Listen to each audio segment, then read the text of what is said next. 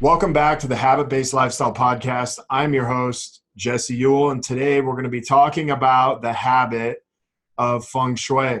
I have a very special guest, Jill Ethier, and she is a Feng Shui expert, certified trainer who supports people in increasing their mental, physical, spiritual energy. She's also a host of the podcast, Ninja Jill Knows, and hey, I want to welcome you on the show. I'm excited for you to be here and talk about this.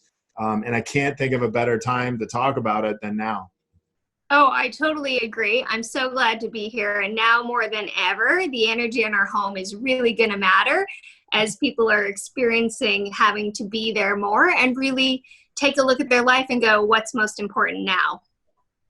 Yeah, so let's talk about this thing of Feng Shui because we talked a little bit before we started this, and you said you've been doing it for 14 years, but I got to be honest with you, like 14 years ago, this wasn't even really a word that we heard of. And now today we're starting to hear this more and more, but you're obviously kind of, you were new into the game and way ahead of everybody else. But what exactly is Feng Shui? So Feng Shui is an ancient art and science. It's over 5,000 years old. It's Chinese in nature, but really it's about creating a flow of energy in your home. And so Feng Shui is based on something called the Bagua map. And the Bagua map actually breaks your home, your footprint, your floor plan down into the 9 areas of your life. And then it's all about creating a flow of energy in those areas using colors and elements. So we focus on abundance, we focus on self-discovery, we focus on relationships, creativity, assistance, purpose, wisdom, community, and health and well-being. And when we get the energy flowing in our home, it impacts our personal energy, which then impacts our life. Because the more that we can increase our personal energy, the more we can take action on the things we want most. But what I loved most about Feng Shui when I learned it was the fact that it's 30% of what you place in your home. So we're going to talk about like the abundance area, and you add the colors purple and red and wood and water, but you do that with an intention. And 70% of the change that happens in your home and in your life is based on the intention you're setting. So it's this beautiful combination of mental and physical energy that I really like, because it's an intentional action that you can go do to start to create a shift in your life. And when you create a shift in the energy of your home, intentionally, you create a shift in your personal energy. So it's really about creating this flow and balance in your home, creating a space that nourishes and supports you, creating a calm environment, especially now with everybody at home, right? You're going to want to do that. And so it's a matter of getting this energy flowing properly so that you can go out and live the life that you want to live, right? Yeah, that's amazing. And when you say that, I think about, okay, like where are we all being called back to today? We're all being called back to home. And really, what we've watched over the last, 20 years is the evolution of electronics, the evolution of all these of distractions. And, I truly believe what's happened is we've all moved away from, the synergistic feel of our families and like how we, cohabitat and operate and co-create as a family. And this is one of the things that I'm seeing as like, hey, we have to learn how to live and operate as a family again. And not only that, but just balance the energy of the home because, when you have kids and things like that, husband, all these things are like, it's like sometimes it feels like you're walking into a tornado. And then other times like, hey, all I want to do is just be home and relax with my family. But like, I think we all feel the energy, but it's like, how do we actually explain it? And, what I'm excited today to hear about is like, how you explain the energy is fascinating to me. So can you give me kind of an idea of like why you actually got into this? Well, it's kind of funny. I got into it. I just was recently married. I moved to a new city. I was so sick in this pregnancy, I could barely get off the couch. And a girlfriend came over and she mentioned she was taking a Feng Shui class. And I'm like, oh my God, I need something to do. I was a major type A personality and I wasn't working at that point because we just moved and I was pregnant with my second child. And I'm like, okay, I'll take the class. And then I got hooked. I got hooked on learning about it. So I took the first class, which was basic Feng Shui. Then I took the next one. Then I took the next one. Then I took the next one. And then the final one was to become a consultant. I was also at a time where like the internet wasn't as big of a deal. So I read every book on the subject. And the thing about Feng Shui is it's actually very easy, except everybody has a bit of a different opinion. And that's where it gets confusing. And that's why people stop doing it. And so I read all the books, and then as I was finishing up learning, like training to be a consultant, I was at the end of my pregnancy. And what was interesting through the journey of Feng Shui was my husband works away. Okay. So he works on an O-rig, and he would come home and he would walk in and he's like, something's changed. And I'm like, no, like the furniture was all where it was before. He's like, I can feel it. I know you've done something. What have you done? And so he could feel the shift in the energy, right? And then I started seeing things happening in our life. And so then I decided, well, I might as well train on this to teach people on it. And then my world imploded. And at the end of my course, I ended up going into labor, and actually my baby died. And that day I quit my corporate job and I decided that I needed to live fully. But the first thing I started doing was working on the energy of my house when I got home. I went back to what I learned and said, okay, my life is now upside down, but I know I need a new focus because I'll never be the same. I'm not the same person now because of that tragedy. So I need to decide, what do I want now in the area of abundance? What do I want now for my relationship? What do I want now for my purpose? And I actually used Feng Shui and what I learned to walk myself through that process.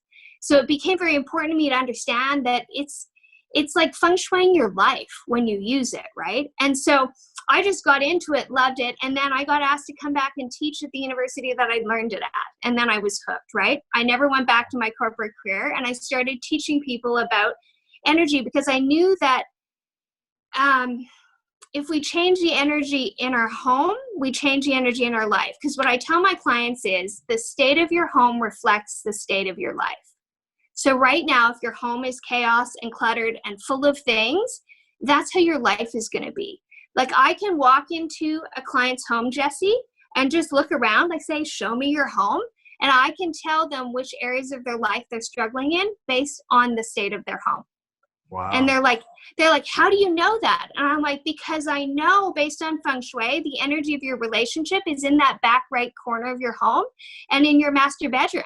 And if your master bedroom looks like an explosion has gone off, I know that your communication as a couple isn't going to be good, right? Like I can tell that, right? Based on the state of your home, because the state of your home reflects the state of your life. And so as I started doing more and more of this, I just recognized that this was important work to do. So as much as I was a marketing strategist before, and that was fun and I was good at it, this is stuff that changes people's lives. And this was the way that I wanted to do it. So it was kind of this interesting evolution of, I'm just going to take this as a hobby and something to do while I'm pregnant. And then my world changed and I recognized how much of an important tool it was to me and how I needed to share it with others. Wow, that's amazing. And one of the things you said is about, having your baby die, which I want to just say thank you for being vulnerable enough to share that and acknowledge you for that. Cause I mean, that's a huge part of your story and you kind of went past it. I know you've done a lot of work on it, but I also want to acknowledge you for sharing that. And as like we keep going, things that come up for me when you're talking is like, I'm a guy, my wife is kind of the CEO mom, Katie, which, you're friends with, but why is it like, I believe like guys get anxiety. Some guys get anxiety when they come home and it's like, my house isn't clean. Like, is this all part of kind of this Feng Shui thing of like, maybe like we feel like we're in control at work, but when we come home, it kind of feels like the energy's out of control. Like, can you kind of explain what's happening with that? Well, yeah, and it does, right? Because when you walk in your home, what's happening in your home matters because it's all energy. Okay. So even though it's like the table or the chair or the piece of decor, it all vibrates with a certain energy level, and we vibrate with a certain energy level. So that energy in your space collectively impacts your personal energy. So that's why it starts creating anxiety, or things feel off, or you notice yourself change when you walk in a room. It's the same as, like, when you've walked in a room and you know that two people have had a fight and you're like, oh, it's tense in here. Okay. Yeah. That's literally feeling the energy. Everybody's had that experience. So when you walk in your home and the energy feels off, then it's off. And you don't even know. You guys, like, you might be off because things are tense with your spouse, but they're also tense because there's so much clutter in your home that the energy can't flow. Right. And so in the end, I, like, a lot of my clients are women just because that's who I appeal to, but it's the same for men is the two of you together are the energy keepers in the house. So Right. even though I'm like the CEO of my house and I take on the main jobs of clutter clearing and stuff, my husband, Carlin, is expected when he gets home from the rig to take care of his stuff. Like he used to, my dad would say, it's like he's a puddle and he like drips stuff behind him everywhere he goes because he would leave stuff everywhere. And then when I started Feng Shuiing, I just said to him, I'm like, the state of the home reflects the state of our life. It impacts my energy. It impacts your energy. It impacts our abundance. It impacts our relationship. It impacts our purpose. I need you to just take care of your things, right? And then he knows everything goes back to the place it was. But I have clients where the men are more about the clutter clearing and taking care of the energy. It doesn't matter. It's both of your job. It's your home. Sure. Right? But if it is impacting your energy, go and do something about it. So it's like the moment you start clearing some clutter out, it shifts. So my husband initially, when I started doing this, was happy I was doing it. He didn't care, right? He's like, good, go do your thing. You're busy. And I'm down in the basement clearing clutter. And he comes down and I'm like, good, you're here. Those are your 6 bins.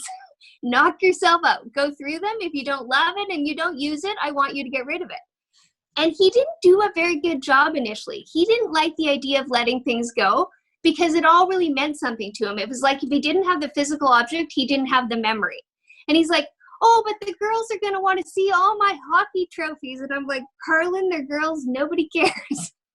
But he didn't want to let them go. But I just continued on decluttering. And eventually I found him once in the basement. And I'm like, dude, what are you doing? And he's like, I'm decluttering my stuff because I need to go back to work. And I don't know how all this works, but I know that if I go through this stuff and change the energy, somebody's going to phone me to go back to the rig.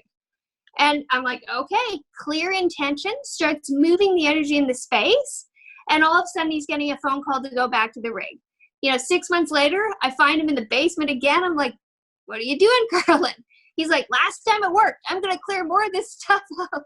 Right? But he began to understand that if we move the energy, we change our experience. So if you have guys that are going home and having anxiety, it's not up to their wife then to take care of the energy of the home. Come in and start cleaning some stuff up, because it might look like it exploded all day and your wife's been home and she should have it cleaned up. But you have to recognize if there's kids, there's no time. Like I have 3 kids. My house gets cleaned up at the end of every day, but that's something you guys could do together. Right? Like I would let my kids play, the house would fall apart. And before we went to bed, I would pick the house up and put it back to everywhere it needed to go. Because when you walk out of your bedroom in the morning and the energy is calm, it creates such a platform for your day. Okay. So yeah, if you feel the energy's off, clean something up. Okay. It's as simple as that. Yeah. I think about even sometimes at my office is like, I'll feel like stuff's out of place and I'll just start vacuuming and mopping really quick and cleaning things up. And then it's like, okay, now I can focus on work. But it's like before that, I can't do that at all. And then there's times where, when I come home, it's like, okay, there's laundry, there's stuff and it's out of place. And I'm like, oh my gosh, I just can't relax. And then I got to move everything. But I like what you said about, hey, if we just took care of our own stuff, or, especially for guys, I think a lot of times guys have this misconception of, hey, just because your wife may be at home doesn't mean that she's your servant and needs to be doing your laundry and picking up your stuff. And sometimes I have guys where they're like, yeah, my wife won't pick up my stuff. And I was like, dude, did you marry your mom or did you marry your wife? Because they're not the same thing. And so I like the fact that you are like, hey, take ownership of your own stuff, pick your own shit up, and if you feel like something's out of place, like go do something about it instead of expecting someone else to. Because I think a lot of times guys expect that. Yeah, So well, and I agree. And I will tell you, it was no different at my house until I said, I am not your mother. yeah, Like, and your mother probably made you pick your stuff up, except I'm not going to be the one to tell you. If this is something we want to teach our kids, we're both leading in this. So we both have to do it. And if we want our kids to pick something up, then we go and help them, especially when they're younger. Like now mine are 10, 12, and 20. So it's just a directive of go pick up your crap and put it away, right, right? But when they were younger, you go and you help them. It's no different for, when you walk in, you take care of your own things. It's our home. It's not your wife's home because she's the one there most of the day. It's both right, of your home. And if the home wasn't picked up, it means she was focused on the most important things, which was either her kids or when her kids were at school, maybe she focused on her work. And sure, everybody can pitch in at the house, putting the laundry away, getting the toys put away, doing the dishes, right? Like just because you were gone all day working doesn't mean there's not work at home, right? right. So yeah, I think it's changing that perspective of what that actually is. Yeah, that's awesome. So I think you said there's 9 areas of your home. Was that correct? Yes, yeah. Can you like maybe go through each one and give like a brief description? I mean, obviously, yeah, we can figure some out, but just kind of what it means in Feng Shui. Okay, so typically when people want to talk about this, they want to talk about the abundance area and the relationship area, because those tend to be, if I have clients come to me and they want me to Feng Shui their home, those are two of the things that are typically areas in their life that they're having issues with. So in Feng Shui, I practice a type of Feng Shui called BTB Feng Shui, and it's a more modern version of Feng Shui. So we lay the Bagua map, this thing that shows you 9 areas of your home, based on where the front door is. So if you visualize right now that you're standing in the front door of your home, looking in, okay? And we're gonna assume that your home is square or rectangle. If it's L-shaped, you're gonna have a little missing piece. That's too much to get into right now, but message me, I'll help you, okay? But you're looking into your home and you're gonna think about your home being divided into 9 squares. You're creating a grid in your home of 9 squares, okay? And those squares go up like so if you have an upper level and a lower level, it's like that square goes up and down. The grid lines run all the way up and down through your home, okay? That back left corner of your home is your abundance area, okay? So that is where really all the money lies, the money energy lies, all of the material wealth, all of those sorts of things, the things you want to acquire. That is the energy that vibrates in that back left corner of your home.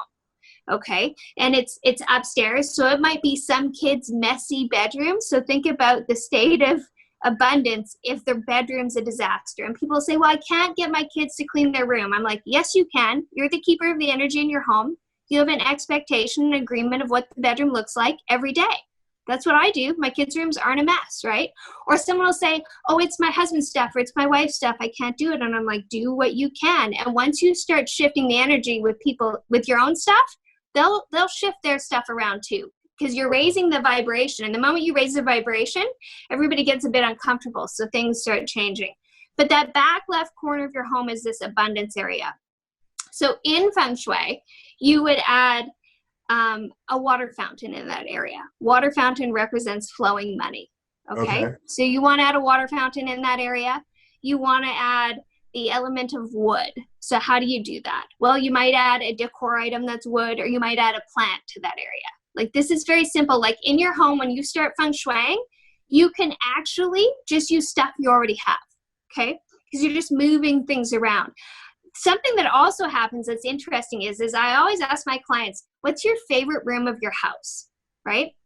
And they'll show me, and it tends to be the room where they have the Feng Shui right. Like they have the right colors and the right elements because the energy feels right, okay? Because we pick up on that. But in that back left corner, you might already find that you've put a plant because it feels good. It seems right, okay? So you have a plant. So you have the energy of wood, you have the energy of water, and then you're going to add the colors purple, green, and red.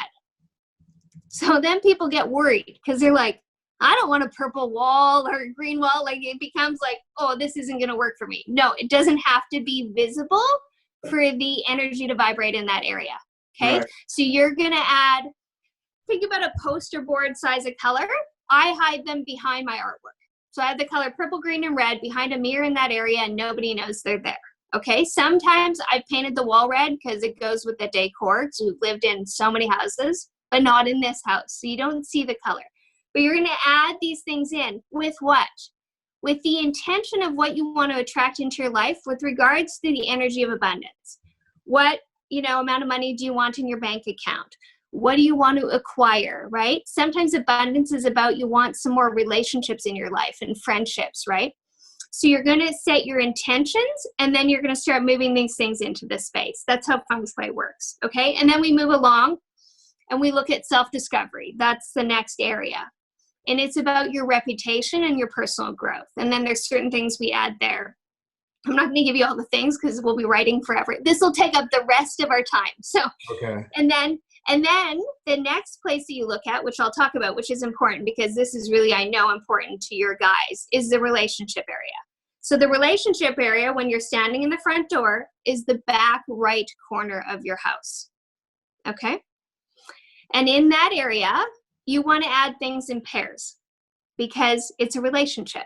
So that area is all about your romantic love and it's also about your self-love because we know that if we can love ourselves and if we can be whole, what do we have? We have a better relationship, right? Okay.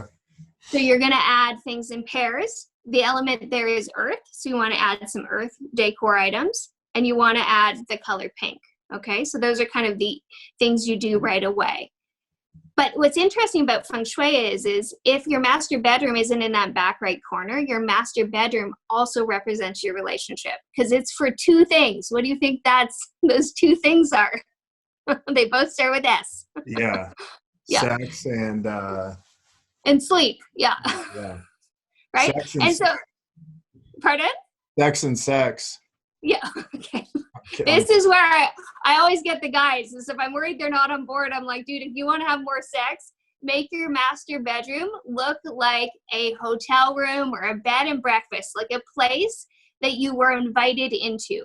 So stop with all the clothing all over the floor, the pieces of gym equipment that aren't being used, the stacks of books and file folders and I've seen so many things in bedrooms that don't belong in bedrooms in my career, okay? But you want to get rid of all that. So you want to create an environment that feels good, and I will tell you that you will have more sex, guaranteed. Okay? Guys, make sure you replay that part one more time. You're listening to this.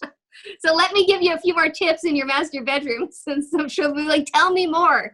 Okay, so you want to declutter, okay? So you want to create a space that feels really good when you go in. This is your retreat at the end of the night with your partner, but also for yourself. Okay, so this is about your relationship in Feng Shui. You want to add the color pink.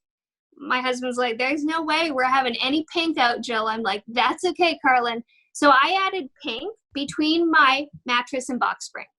Okay, so get pink poster board. That's the color of love, right? Like you guys, you're creating an energetic state, which then what? Changes your personal energy. So you create a master bedroom that feels really good. So you get rid of all this stuff. You want to make sure your bed is on the strongest wall in your room. So you want a clear view of the door and you don't want any windows on that wall that you put your headboard on. Okay. This all secures our position. It changes the feel of the room. And then you want to make sure that there's nice lighting and there's pairs in there. Okay. So you want two of everything because you're promoting a relationship. Okay. So you start changing the energy. You start changing how you communicate in that room. And then when you change how you communicate, typically your wife's a little happier and then you're going to have more sex. Sure. Right?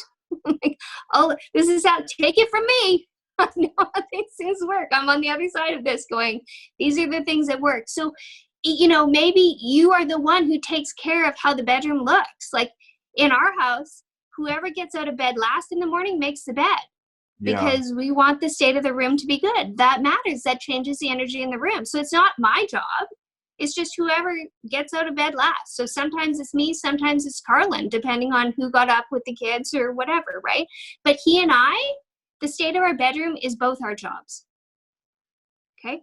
So clear off the cupboards and stuff. Okay. So this is how Feng Shui is not only like that back right corner, but your master bedroom is a big love area. Like light some candles, make the room feel good, use really nice essential oils. Like all of that matters, right? It changes the state of the energy. Okay. Then we also have areas in our home that's focused on creativity, right? Because we need to all have more fun, be more creative. So when you talk about being called home, typically we're all very focused on, you know, our career and our abundance and our financial wealth. But being called back home now means let's be a little more creative. Let's have a little more fun. Let's be a little more childlike, because those are the things that tend to get lost, right? Right. When we're busy. And now we're not as busy because there's not as many things going on. So you create that in your home. There's an area of your home called the assistance area. And that is like physical and spiritual support. Right? So depending on what your beliefs are, that's where, you know, you'd look at your religion, you'd look at angels, guides, whatever you believe. And then also physical assistance. Like if you need somebody to show up in your life to teach you something or to support you through something, you work in that area of your home. Okay. The purpose area is all about your career. So you focus there, and you know, you're adding water and the color black in that area. And that's the front middle area of your home. And then we have a wisdom area, which impacts every area of your life, because the more you know, the more you do, right? So it impacts your abundance. It impacts your self-discovery. It impacts your relationship. So you focus on that wisdom area. There's a community area, which is just, if the abundance area is the back left corner, the community area is just on the left in the middle. And that's all your daily household bills and your relationship with your kids and your extended family and your friends and your coworkers. So if I have people who are struggling with their extended family or with their coworkers or employees, we go work in that area, right? We meaning I tell them what to do and they do it. not me actually at your house. Sure. People are always like, can you come over and live here for 2 weeks? I'm like, no. No, you deal with your own energy. And then in the very center, Jesse, is the health and well-being area. And basically, this is interesting, is it touches every other area, okay? So this is mental, physical, and spiritual health. It touches every other area of our life. And it is balanced when all the other areas are balanced.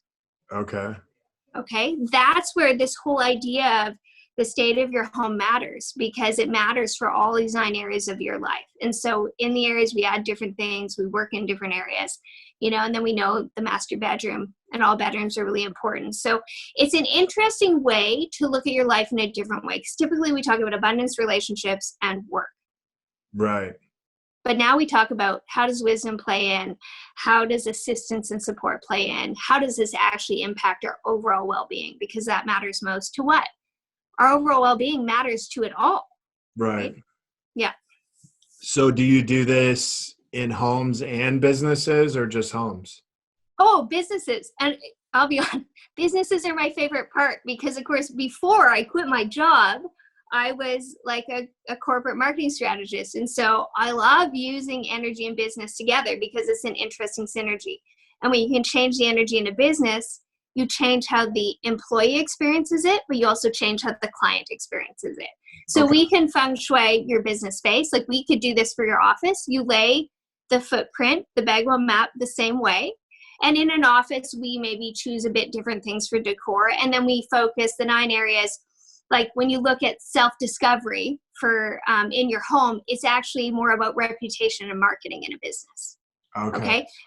The relationship area isn't about romantic love and self-love. It's about what? Your relationship with your clients and with your employees. But the concepts of feng shui are the same. The colors we add, the elements we add, we just start looking at intentions in a different way, because we make it a business focus.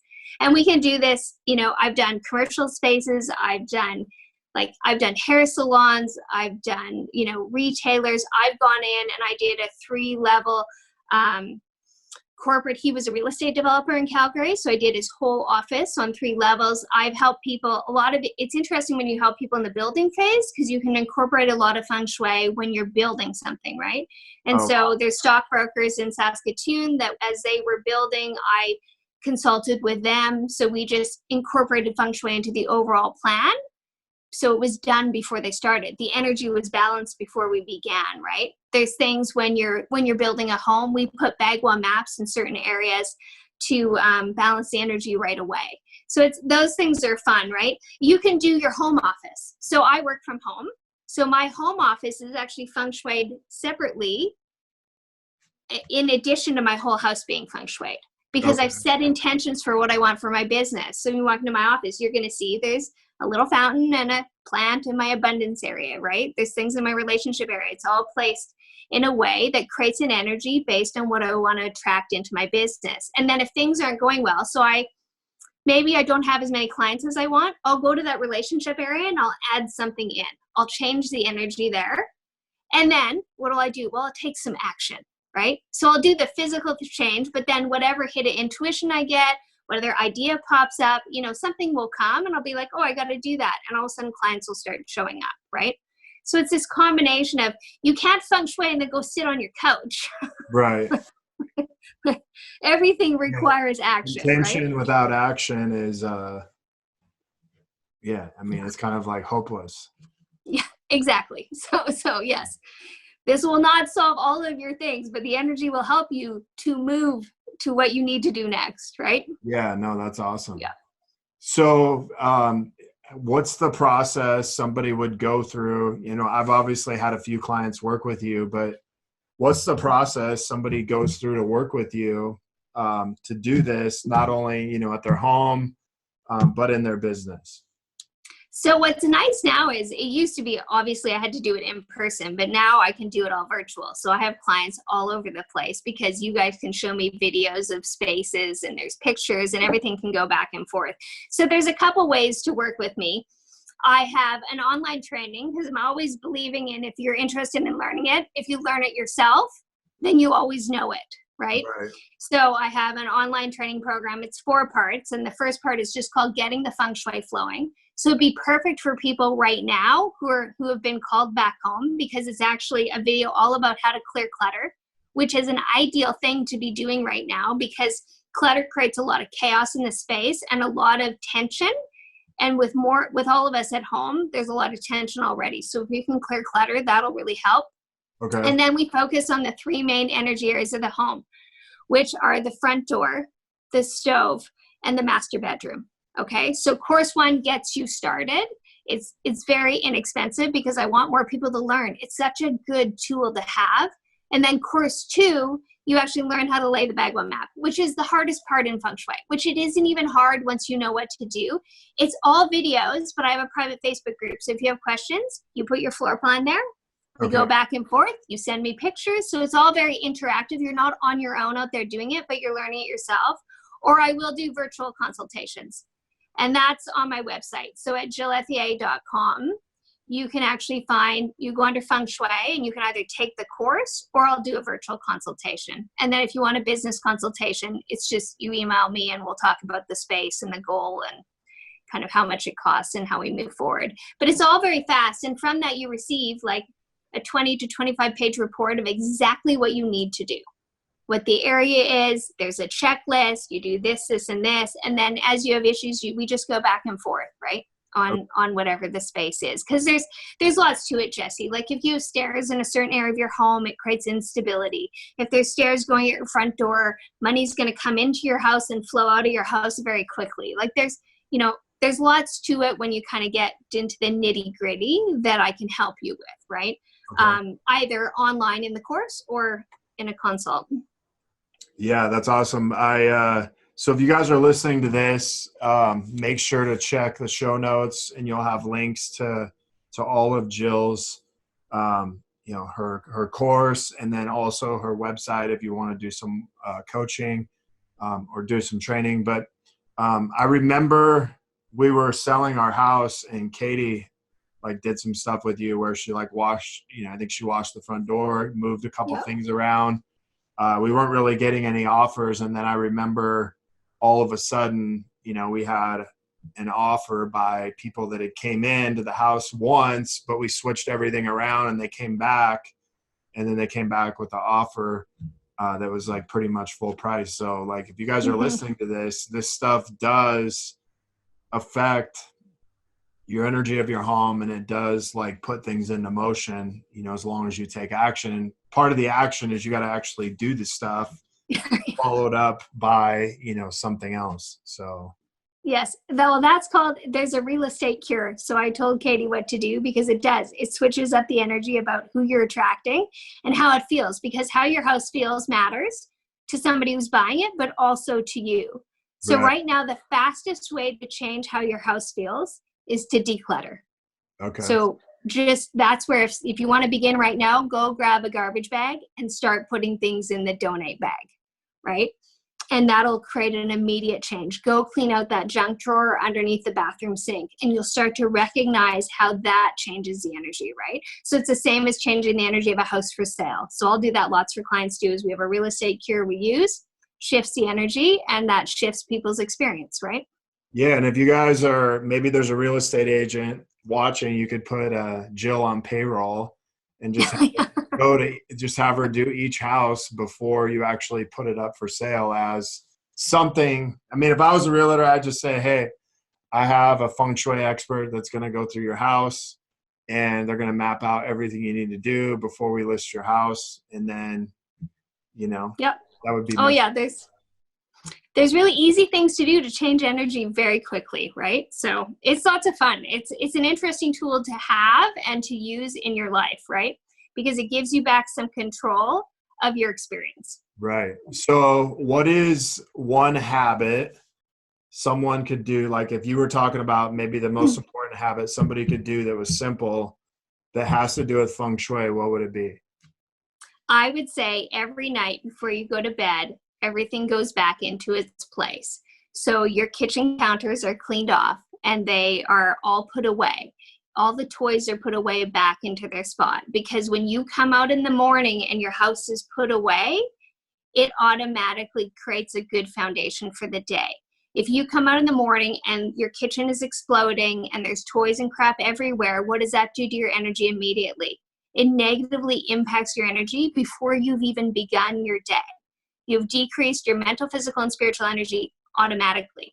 So before you go to bed at night, you put everything back in its place in your home. And if you make this a habit, it changes how you live, right? And it's very simple, because you'll start doing more and more of it. So every night before you go to bed, you put everything away. And I swear to you, it creates such a significant difference in how you start your next day. That's amazing. So, well, thank you so much for being on here. Like, I can't think of a better time for you to do this than today.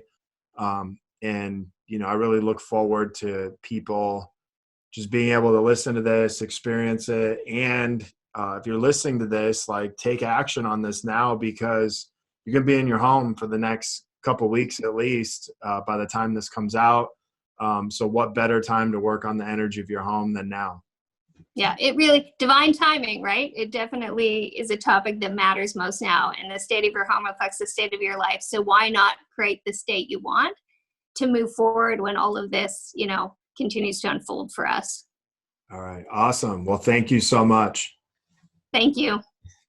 If you guys are looking to connect further with a group of like-minded people, join myself and so many others in the Habit-Based Lifestyle Secrets group on Facebook, where I will be dropping daily habits to help you live to your full potential. If you want to be one of our next case studies and begin living this habit-based lifestyle, feel free to reach out to me, jesse@habitbasedlifestyle.com, or check out my website, habitbasedlifestyle.com. Until next episode, have a great day.